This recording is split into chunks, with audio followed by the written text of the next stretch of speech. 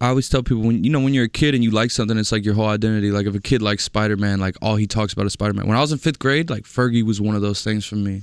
The Mercedes-Benz Interview Lounge. We've been waiting for Jack Harlow. Oh my gosh, he finally made it. I'm talking as if he's not here. Should I put these on? If you want, you want headphones on? I don't want them. I'm just asking your preference. You know what? You Let's ain't try got them without on, it. so We may I'm have to listen to some music in a second, so we'll put them on. Well, when it's time, I will. Okay. Welcome to the show. We're thinking. I bet he's still kind of tired from last night. What'd you think?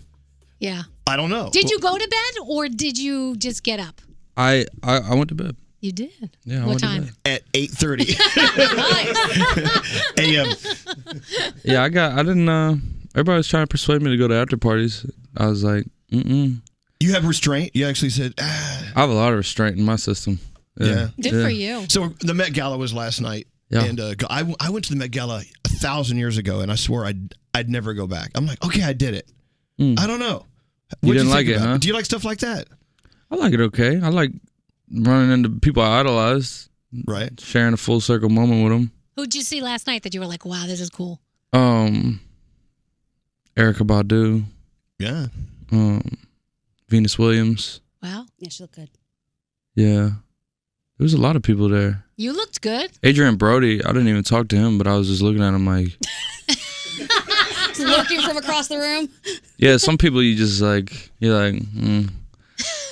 I'm just going to let them rock. They look like they can't, How does it work for the Met Gala? Do you pick your own outfit or does somebody come to you and say, I want to dress you? The second one. Okay. And how many outfits do you try on before you say, this is the one? I mean, I only got one. It seemed like I had to go with the first draft, which I wasn't mad at, but I was like, damn, y'all, look at this, looks good. It looked good. It did, it looked good. Jack, by the way, we're going to get off the Met Gala in a minute and get to the music. Yeah. But he was wearing a Givenchy last night. That's right. You're wearing Montclair today. That's right. I think I'm wearing Fendi because I knew you were coming in. Wow. I don't know. Yeah, you look fly. Seriously. Fly. A 58-year-old fly guy. That's me. You did it. Hey, so there you are growing up in Kentucky, and hip-hop hit you at an early age, and you just kind of fell in love with it. You idolized. Who did you idolize as a kid in the hip-hop world? Outkast, Kanye West, Eminem, Drake, right. Tribe Called Quest, yeah. And then now you're in New York City, going to a Met Gala. Is this where you wanted it to go? I mean, was this the plan, or it just happened? We were talking about that a minute ago. I had heard about the Met Gala growing up, but it wasn't until the last few years that I really figured out what it was. Until I walked in, I didn't really. It's just kind of stuff of legend, so it wasn't necessarily something I fantasized about as a kid, but it just felt like something that the A+ listers were at. You know what I'm saying? It just seems so distant. Like maybe you're an A+ lister It now? makes me feel good. I feel validated. Yeah, I like it. I'm sure you felt validated before you walked up those steps last night. Oh yeah, I get little sprinkles of validation everywhere. I was intrigued by reading a couple of interviews with you, Jack, about how you put the music together, how you produce the songs, how you grew up loving hip hop and want to be a part of the world, but the science behind the way a song sounds. And we've had so many artists come here, Jack, and sit in that seat, and they all have a different formula, a different way they build music, either through collaboration or on their own. Is that something you're still studying? Are you still learning, like every time you go into the studio with someone else? Yeah, I mean, you figure out new methods that work for you and just new ways to create. But one thing I've discovered, I used to think I wanted to be in the room by myself because I didn't want anyone to have an opinion on what I was doing, and I also didn't want to have to consider anyone's opinion. But then I started to realize having an audience was helping my raps because there was someone to impress in there.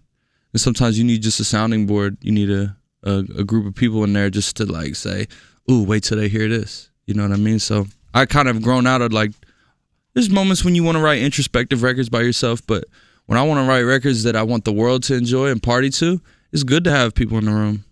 You rolled into a second album. Do you listen to like your past stuff and you're thinking, God, I thought that was really great back then. Now it's just kind of good in my opinion, but now I'm off to something else. Yeah, I mean, you nailed it. Exactly. That's been the process for me since I started. I think that's why I've had the progression I've had, and also have made, like, I think people can't believe where I'm at because my evolution has been really strong. I always looked back and when younger artists ask me for advice, I just tell them be critical. Like, don't believe your own hype. Like, have confidence, but figure out what could be better. Because that's what got me here. It's just the process of like you said, reflecting on my past work and being like, here's what could be better about it, instead of just being self-satisfied. So even the last album, like, we killed this new album is killing my last album. Wow. And I guarantee the one after this one's killing this one. But for now, this is the one. I want to know about Topanga in your video. Oh, here she goes. So, she want to know. Everybody knows, you put out this little snippet, and all you wrote was Friday coming out. We know with Topanga. Did you have a crush on Topanga growing up, like most of the world did from Boy Meets World? I mean, here's the thing. I'll put it like this. I kind of was like, I'm a little late to that. Okay. You know what I mean? Like, I didn't grow up watching that. Okay. But I will say I see what all the hype is. Okay. I get it, yeah. Wonderful woman. Oh, so tell us all about the video coming out on Friday. Well, I have a lot coming out on Friday, but the album is Friday. Yeah. That's really what I was previewing, is Come Home, the Kids Miss You. It drops this Friday, so I just want to keep people prepared. Okay. Yeah. We're prepared. So yesterday was the Met Gala. Today you're on the radio with us. Obviously you are hitting it hard, right, with all of the promotion. Yeah. Does it get difficult? Because it seems like it could be a lot of fun, or get out of my face type of stuff. Yeah. Oh, definitely not get out of my face. Get in my face. Nope. Yeah. There's COVID going around. You just tested. It's okay. Stay away from my face. Right. Yeah. Approach my face. Yeah, I'm locked in. Whatever it takes. We put so much work into the music that now I feel like it's my duty to show up and maximize where it could go. And that's for me and everyone that worked on it. We don't want to just make great music, spend a year of our lives giving everything to the craft, and then just let's see what happens. I'm gonna get out and let people know.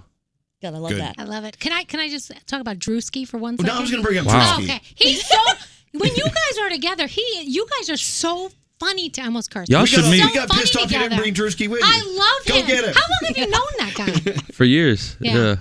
Yeah, y'all should meet. I think y'all would get along. Yeah. Yeah. Is he sort of obnoxious like Danielle? Nah, Hey. y'all would have good chemistry. I Yeah. can't wait till he comes and sits in his seat. Jack Harlow is here, by the way. New album out Friday. Come Home, the Kids Miss You. And that's the thing, when you're growing up, living on your artist that you liked, compared to today it's like all this other content we get. We get all these interviews with you. I saw you did an interview with some British woman the other day, and you guys were like melting all over each other. I like in like a slice and dice way. She's like, she accused you of not being able to read or something. Do you remember this interview? Of course. And you handled it really, really well. Thank you. And I'm like, well, Jack Harlow's coming in today. Should we hit it hard or just let him? Like, he's still sleeping from the Met Gala. We're not going to go crazy. I'm wide awake. But to be able to watch you him play and have fun beyond the stage, beyond the studio, that's an important part of what you do. Don't you think?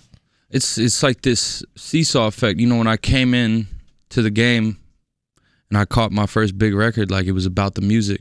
And I was like, man, I love that they love the music, but I wish they could get to know me as a person.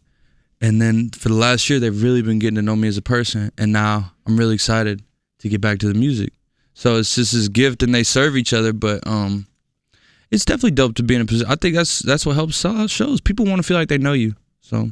Well, plus, if I know a little more about you when I hear your music, it means something totally different. I mean, you're right. They get the context. Yeah. There was a day and age where artists would put out music they didn't even write. They didn't even touch the content of the song. They just sang it, and they never really talked about why they sang it. And someone would, hey, why do you record that song?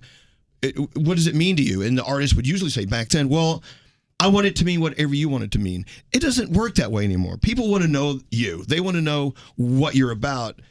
It puts a foundation below the music you give, Yeah, you're right. It's a very personal thing. Yeah, it adds a lot. I agree. When you say you want people to get to know you, what's the most important thing you want them to know? What a question. I don't know if I could rank anything. I guess I just want to feel a connection to my audience. But I think that's why a lot of people do this. You just want to feel understood. That's why you make the music. You want to feel understood. You want to express yourself. And even these interviews is a chance for me to express myself. People can get to know me. If you look like you're always about to say something so crazy. She is. She just be gearing up. She's about to spoil. She's every time I look over, she's looking at me like, I know. I got you. You about to say something wild. No, I was just going to ask you, if you weren't doing this, I know you played soccer. Was soccer something on your radar, like you wanted to do that? Or I mean, I wasn't good enough, but Oh, no. I liked soccer. I still like soccer, but my touch was never. I wasn't graceful enough. I always say I would be a masseuse if I didn't rap. Oh, really? There you go. Yeah. Oh, wow. Danielle. Yeah. Hop on the table. Hop on the floor. Jack Harlow's coming over. How exciting is it? I know that you said you wanted to do a Fergie song in a talent show. Was it 5th grade? Yeah, I tried to do Fergalicious, but it was too explicit. Really? Wow. Yeah. That's actually hilarious. Okay. But now you get to, well, I don't know if you're necessarily working with her, but you have a song collaborating with her. How exciting is that? I can't even, people have no idea how much this is a just amazing full circle moment for me. I mean, because I always tell people, when you're a kid and you like something, it's like your whole identity. Like if a kid likes Spider-Man, like all he talks about is Spider-Man. When I was in 5th grade, like Fergie was one of those things for me. I love that. I can't exactly explain why, but I mean, she's crazy talented, and I think I had just like a young kid crush on her. Yeah. But I was obsessed with Fergie. Everyone in my class knew. And she influenced my music a lot, Black Eyed Peas and her, like completely. And so this is something I wanted to do for a long time, to be honest. And anyone that went to school with me back then is definitely seeing this moment, and they're like, wow. Like it's just insane full circle. Like, Have and you that's met her what yet? that's what's dope about sampling is, in hip hop, is like, you get to express your taste. You get to express what you grew up on. Like for me, using the sample like isn't just like a way to just, get listeners real quick. It's me expressing, hey, this is what I grew up on. This is what I was influenced by. And so it's another version of expressing myself. I haven't met her. We messaged though. She sent me my props. It was very nice. Well, how many times that's awesome. has she sat in this chair right here? Yeah. Wow. She brought her kid with her last time. He was under the table. Sounds like a good kid. It was weird. I was sitting here interviewing Fergie, and I felt like she's putting her toe up my leg. And then her kid has his hand up my pants. No, I'm like, stop. No, he did. I mean, like to the ankle, to the ankle. Calm down, Danielle. No, I'm like, your kid's crawling up my leg. Yeah. But the interview must go on.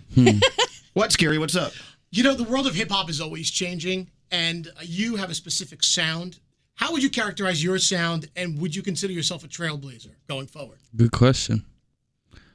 Trailblazing is becoming more of a priority to me as I go. I wanna push the envelope, but I'd like to think I'm doing something original. I think my sound is smooth, and I think it's influenced by where I'm from, and a lot of other artists where I'm from have like kind of a smooth, sleek sound. So when I think about like my music, or at least the music that I'm most proud of and want to make, it's just like sleek, man. It's just it's easy on the ears. It's not erratic or chaotic. I like just easy listening. A lot of artists that we've talked to have a difficult time describing their sound. I don't know why. Maybe they're afraid of it. Maybe it makes them nervous to think about it, but you have no issue. Yeah.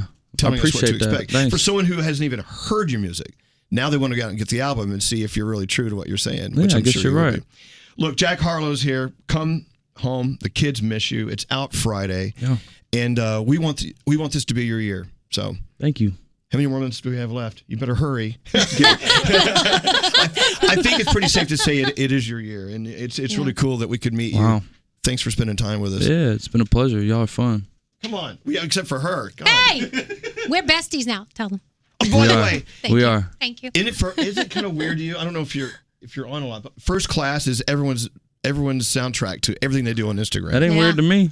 He loves it. That's ideal. I could go down the rabbit hole in my Instagram. Imagine right me calling that weird.